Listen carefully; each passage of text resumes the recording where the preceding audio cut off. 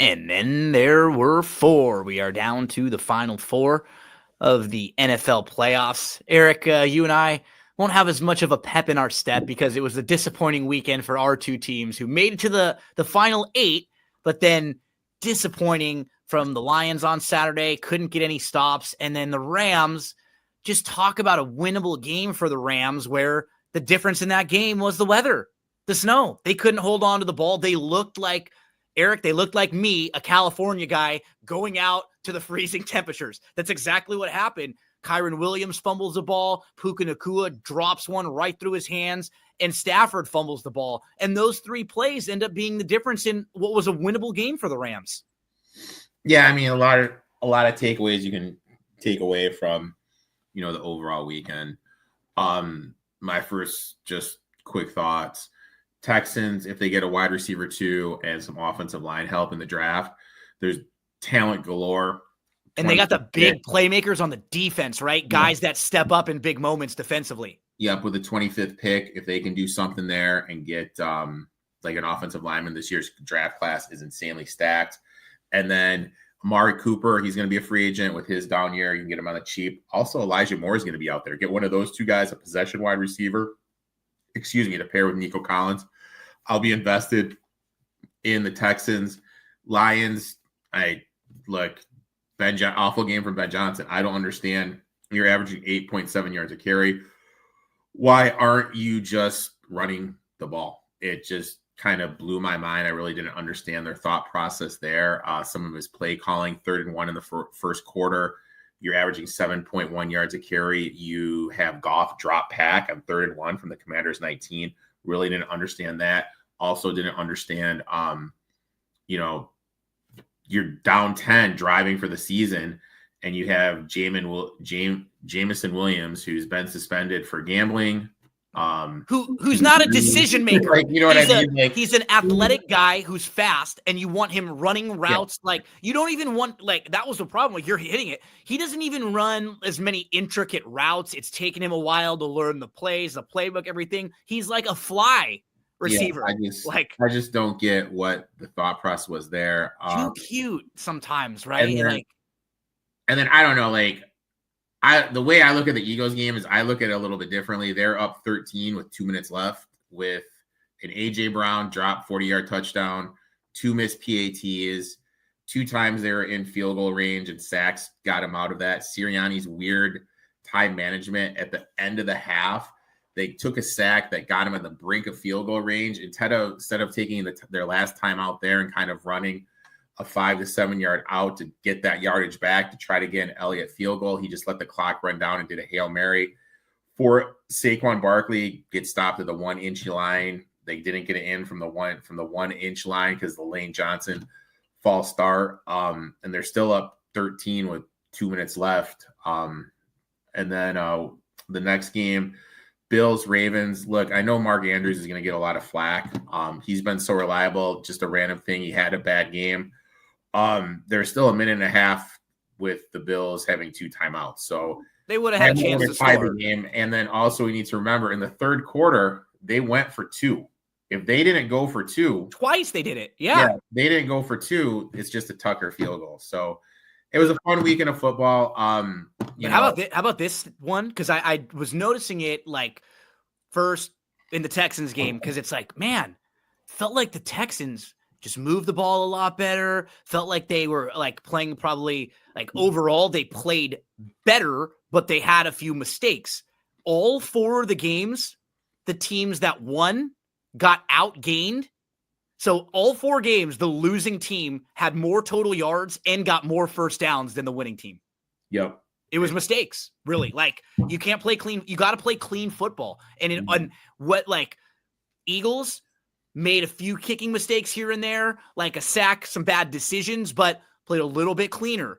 The Commanders, Daniels, he played a clean game, and the Lions turned the ball over and over. Texans, they had, whether or not they were the right call, they had a couple of those missed kicks, and they had the 2 really bad penalties that it gave the Chiefs automatic first downs. They probably were bad calls.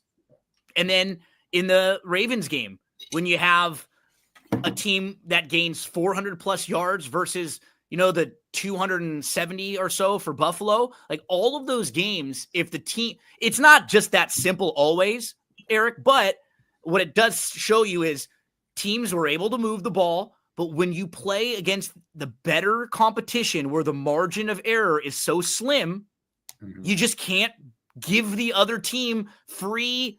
Kansas City got a free 3 points to start the game, literally because of what the Texans did with the kickoff and then the penalty right after. Kansas City went backwards on their first drive and still were able to kick a field goal because of where they started.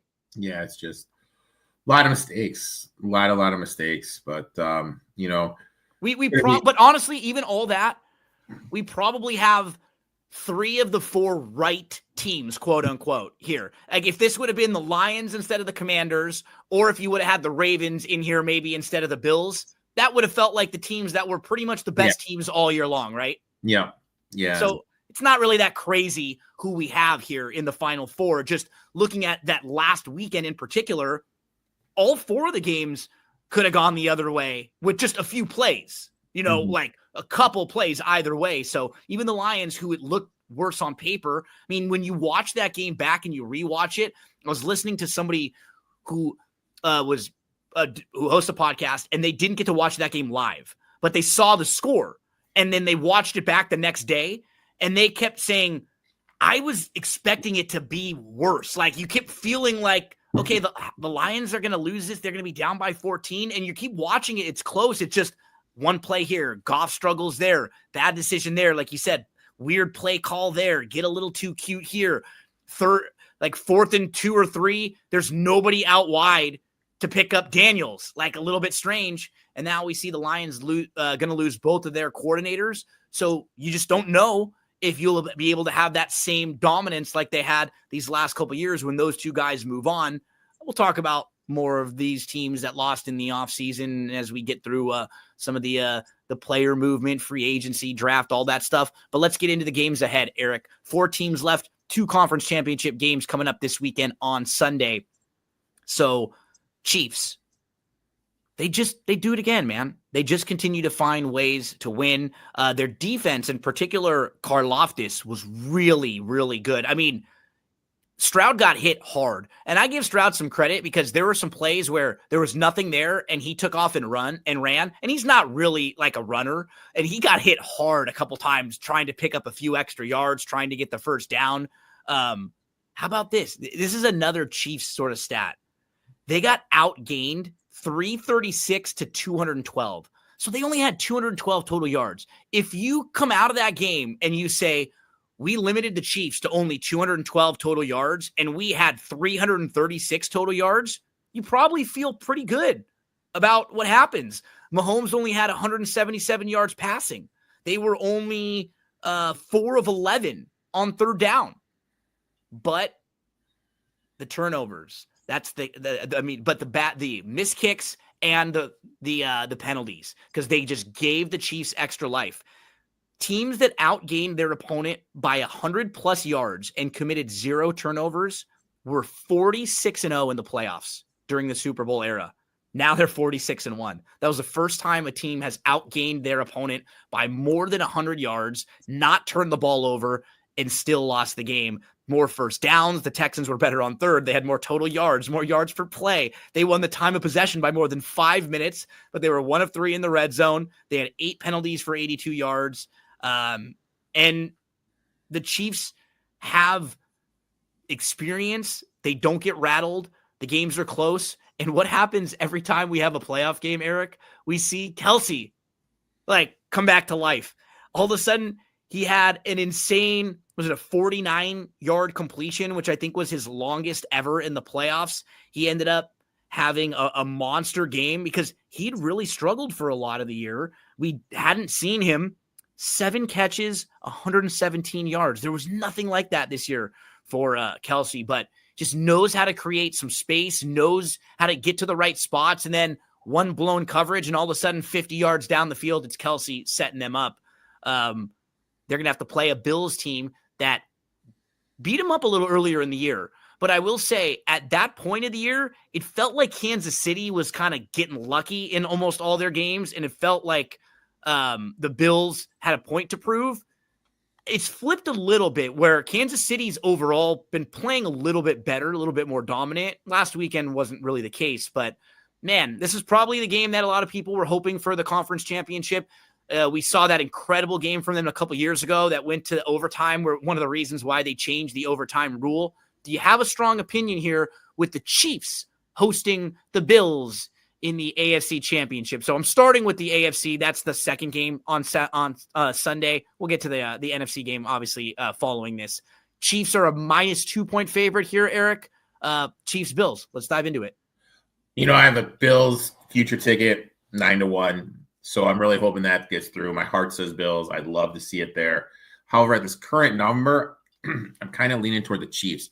Mahomes, 14-7 ATS with a point spread of 3 or less in the regular season and the playoffs. But on the flip side, this Chiefs is a top 10 defense. So I looked at Josh Allen in his history. There's been 34 times he's played a top-ranked defense, a top 10 defense. 26-7-1 ATS. When we look at Josh Allen in the second half, 74, 45, and 3. That's 62% ATS in the second half, the best mark the last 20 years. And this season, an insane 15-3. So on one hand, you have the Mahomes, who's just been a godsend when the number's 3 or less being able to cover. But then you have Allen, who historically has done well against top defense, what the Chiefs are this year. And he's done well in the second half. So I'm a little perplexed on what to do.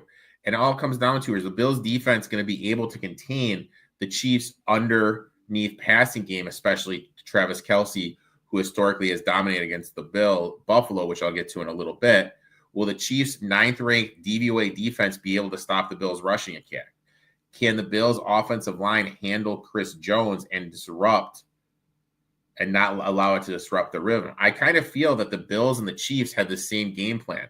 We're not going to go deep. We're going to run the ball. We're going to do a lot of underneath stuff, and we're just going to kind of wait for the other team to F up and just play defense. I kind of feel that that's what both these teams have been doing this year. And with that being said, it's going to come down to whoever has the ball less. It feels like a 3-point game or less. I mean, a prop bet to do, you'll be able to get good odds. The market's not up yet. Either one of these teams win 1 to 3 points. You can go both ways in that. If the line hits 3, I feel there's going to be value on the Bills. But under 3, I feel you have to play the Chiefs or wait. To me, I said on your show last week, I'm going to kind of look to play it live, the Bills and Ravens live.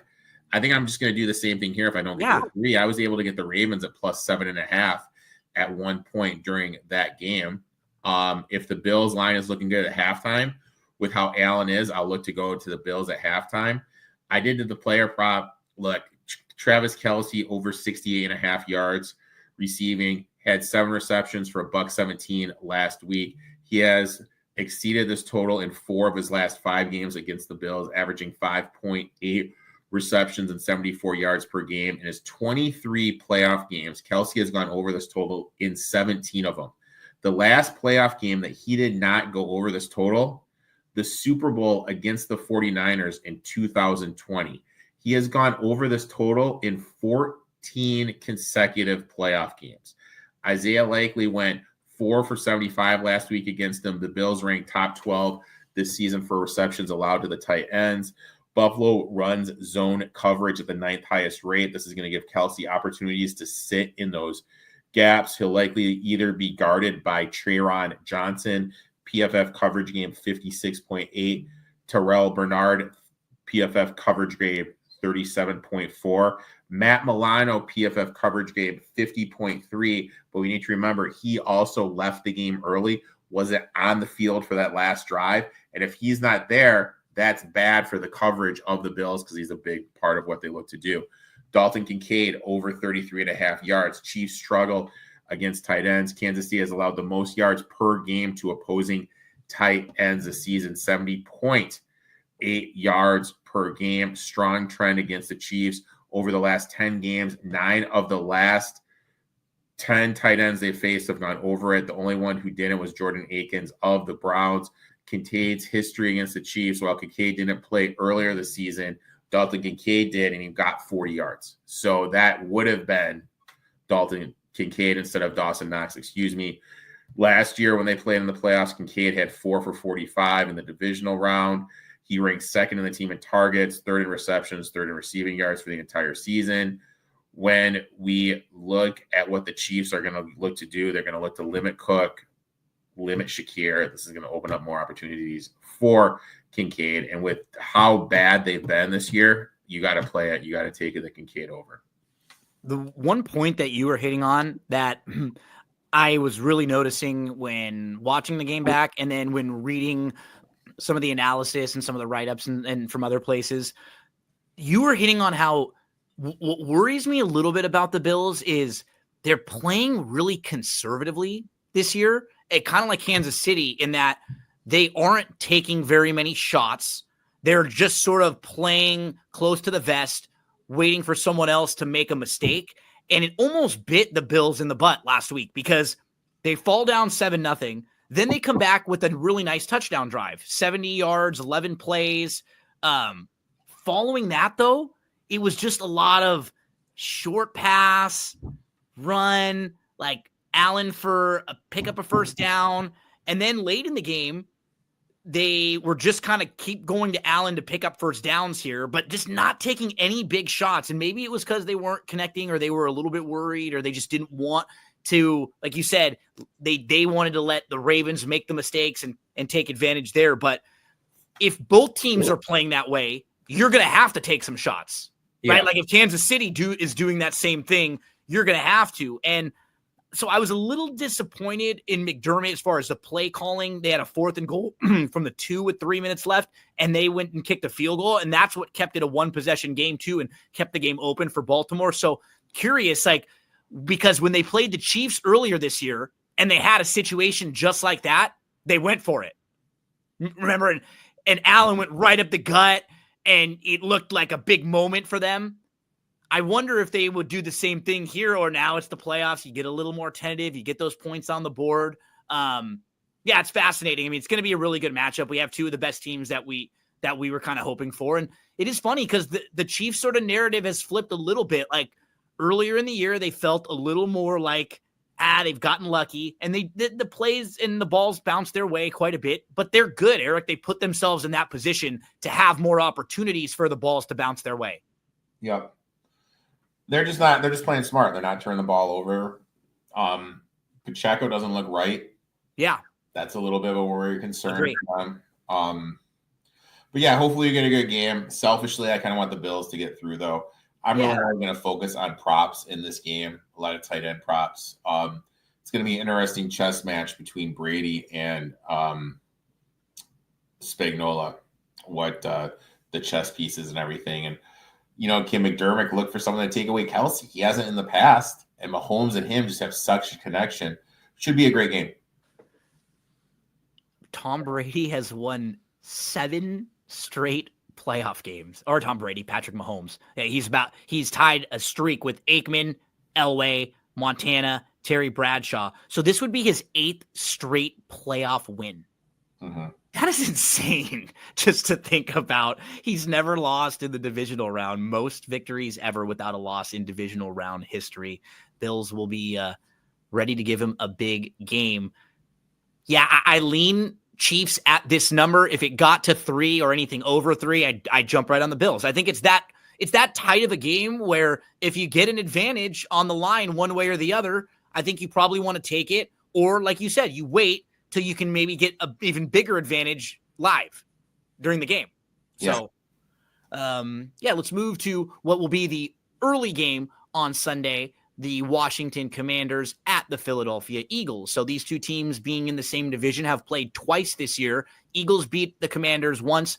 Commanders beat the Eagles the other time, but that was a game when Hurts got banged up a little bit and had to leave, and it was Kenny Pickett in that game, who I will say played pretty well throughout a lot of that game. I mean, it's obviously nice to be playing quarterback when you have a fantastic offensive line. You have perhaps the best running back in football right next to you, and you have Brown and Devontae Smith and Goddard out there. I think a lot of quarterbacks could look decent in that situation, right, Eric? When you have those weapons, it's going to be easy. People are going to zero in on Saquon Barkley. whose rushing prop total is like in the mid 120s for this. It's insane. Absurd. I have 3 bets in this game. The first bet is, look, I did it. I took the Eagles -6. In the divisional round, underdogs performed poorly. ATS. When you look at the past 20 years, road underdogs in divisional game in this round are between 4 and 7 are just 35% ATS over the last 20 years.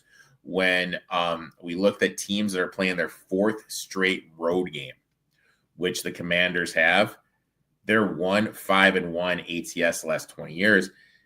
Philly's been at home now for it feels like almost Forever. 2 months. They just have not been traveling. Teams on a 7-game winning streak that make it this far, such as the Commanders are, 4-11 ATS in this round. Teams that are playing back-to-back road games, when we look at them in the playoffs, 48% ATS. But the main thing when we look at this, it's just the run defense is such a major liability for the Commanders. 29th PFF run defense, 26th DVOA, 23rd in adjusted yards, 31st in second level yards allowed. That means when a rush goes over 5 or 10 yards. In the 2 games the Eagles played this season against the Commanders, 211 yards, 5.4 yards per carry, 228 yards, 5.7 yards per carry in the other game. Last week, Washington allowed 8.7 yards per carry against the Lions. And I'll be honest, if the Lions just ran the ball every single time, they would have won the game. They probably would have won that game. No, they would, because the whole game would have been different, right? The possessions are different. Washington's not getting the ball as much. I mean, every time the Lions came back, and we got to give Washington credit. All you can do is play the game in front of you. But they were giving up huge chunks, and then the Lions would turn the ball over, and the Lions would make a bad play, or it'd be a bad decision. And every one of those big plays, Washington capitalized. They would flip the momentum instantly. So that was impressive. In one game, that's all you have to do. But are you going to count on it again? Are you going to count on those, 5 turnovers again? Like, that's the thing, because the Eagles are probably not going to do that. The Eagles are probably not going to be in a situation where they're even trying to throw the ball as much as the Lions were in that game, right? Turn around, hand it off, turn around, hand it off. That's what they're going to look to do. And also, if the weather might be bad too, where it's tougher for Washington. Eagles, okay, against the Rams, we talked about it earlier, up 13 with 2:36 remaining. AJ Brown dropped TD, failed to score from the 1-yard line, 2 missed extra points. Sacks pushed him out of field goal range twice. Sirianni's management that didn't lead to a field goal at the end of the first half. There could be a scenario where this is like a double-digit, possibly a 3-score win for the Eagles. If that happens, this line's going to be a lot higher. Commanders lost their best offensive lineman. Scott is stepping in. PFF graded 47.7. Jalen Carter is going to eat this kid alive. Carter is going to be living in that backfield, and he was their best one. Everyone else in the offensive line is not that good. That's going to be huge because it's going to take time away from Jaden Daniels. Also, this is Vic Fangio's 3rd time seeing Jalen Daniels. He is probably the best defensive coordinator in the game. I expected a lot of exotic looks to throw him off of it. I also think it's a buy low, selling high. 33 million people watch the Commanders beat the Lions. Now we have Stephen A. Smith saying they're the team to beat. All the talking heads on ESPN saying this is the team. Meanwhile, Eagles barely beat the Rams, only 7, didn't cover.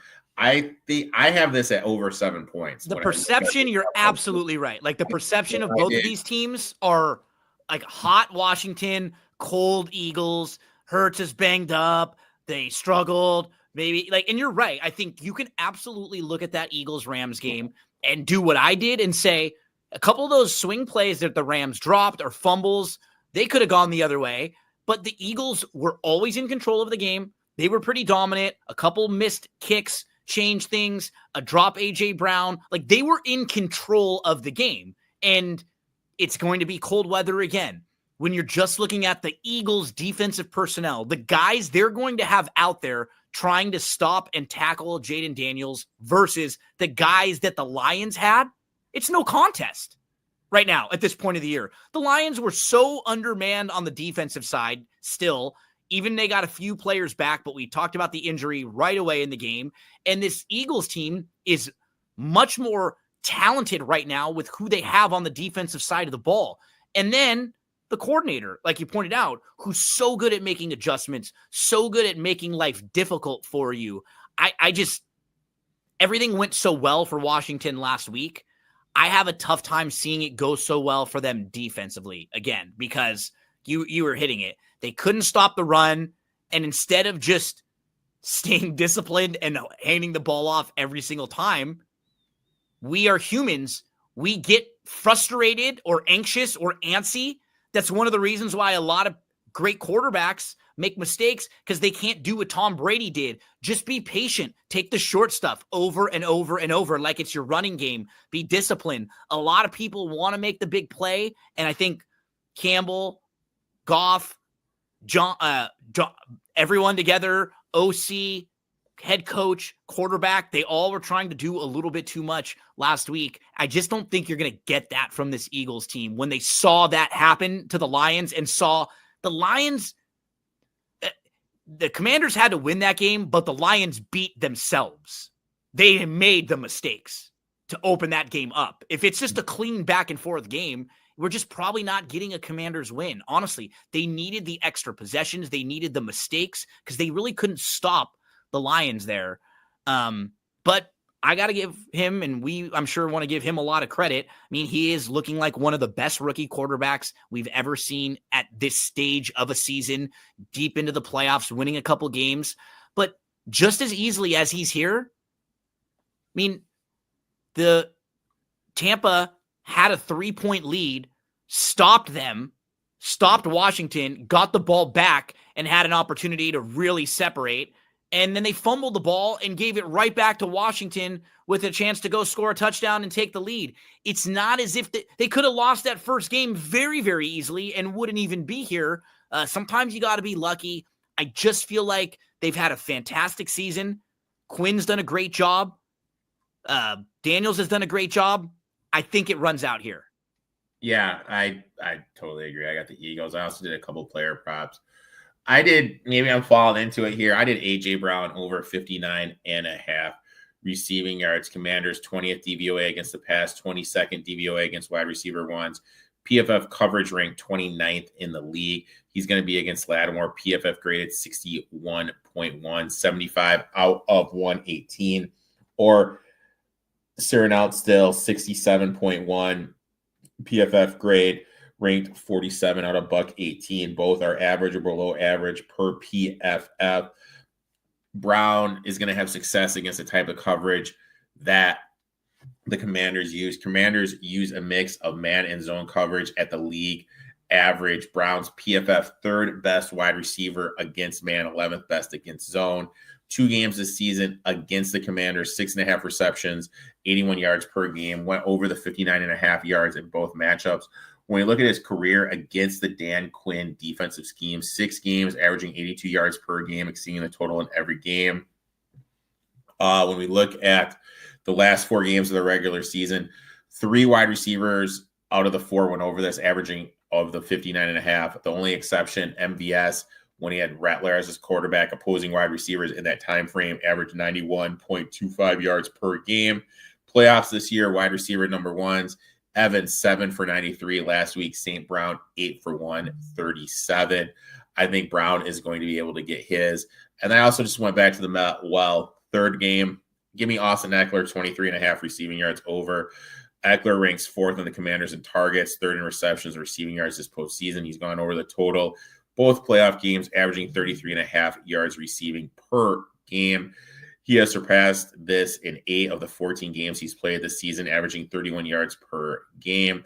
Potential negative game script. Eckler is likely to see increased snaps as a third down / passing back, which boasts some receiving opportunities. Offensive line adjustments with the injuries. Are they going to have Eckler play more, who is better in protection than Robinson? Also, when your offensive line does struggle, these screens and quick passes, swing passes outside might be able to take a little pressure off of Daniels. I look, it's going to increase Eckler's receiving opportunities. So I absolutely love the over 23.5 yards receiving.